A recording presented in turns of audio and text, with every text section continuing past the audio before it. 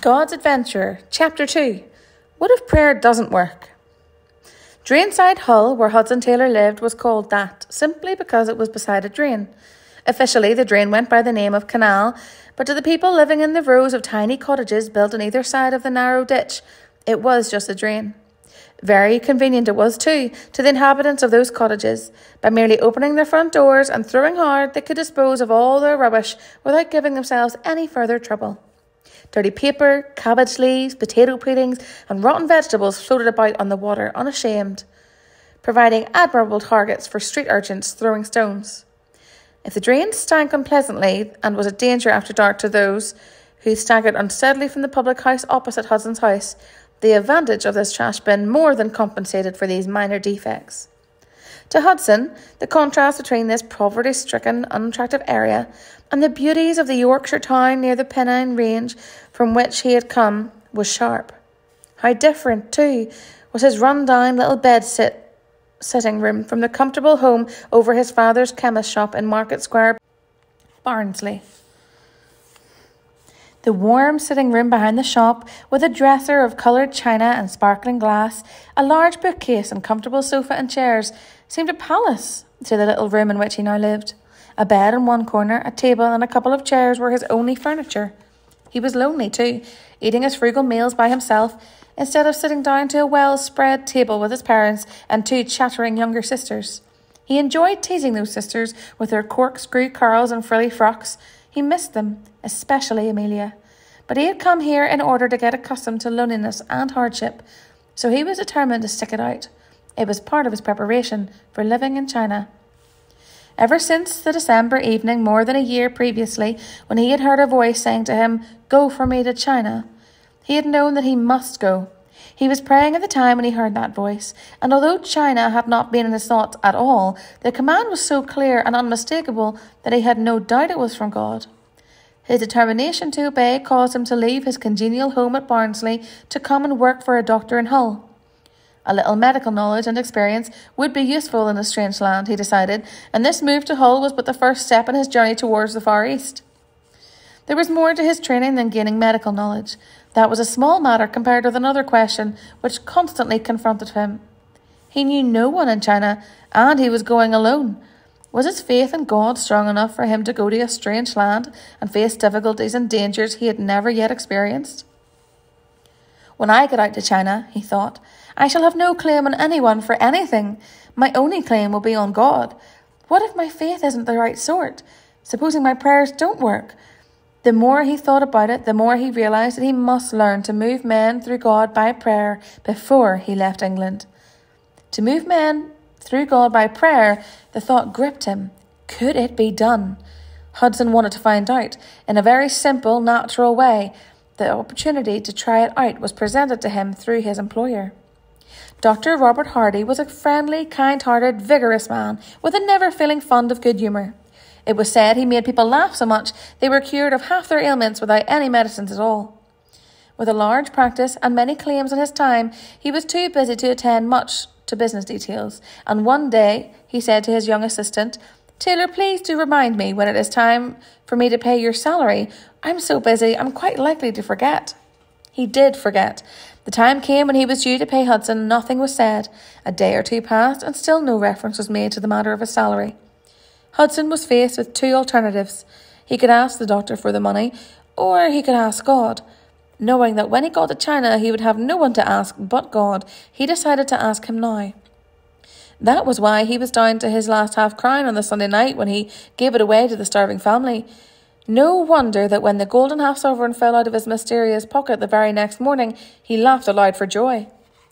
This was an adventure. He'd taken a risk to find out whether it worked, this idea of trusting God, and it had worked. Right in the nick of time, the money had come, and God alone knew who sent it. Hudson certainly did not. All he knew was that he had not gone without a single meal through trusting God, although it looked very much as though he might. As he ate his last bowl of porridge, he felt like Elijah when the ravens arrived with dinner. It works! It works! Hudson set off from home, golden half-sovereign in pocket, light-hearted and jubilant. Trusting God worked. Obeying God worked.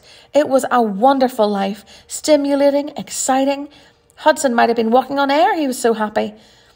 However, he realised that half a sovereign would not last forever. The main problem still remained, the payment of his salary. The cheerful, busy doctor might go on for months without remembering, and the question was, would God remind him? Daily, Hudson prayed that the doctor might remember, and then went about his work and study, confident that something would happen. A week passed, and his money was disappearing steadily.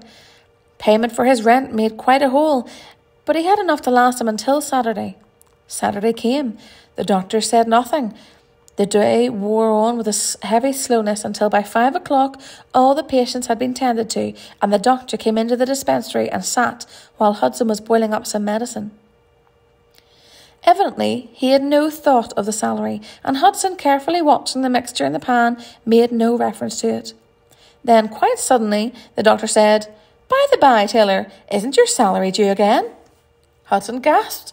After all, it was all right.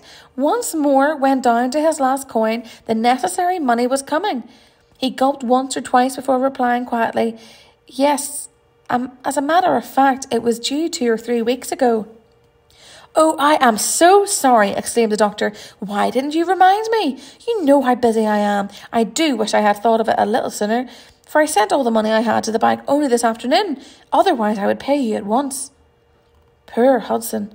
The sudden dashing of his hopes was almost too much. It was as though a bucket of icy cold water had been thrown over him. Fortunately, the concoction in the pan he was watching boiled up, and he rushed with it from the room, glad for an excuse to get away. Once alone, he threw himself on his knees.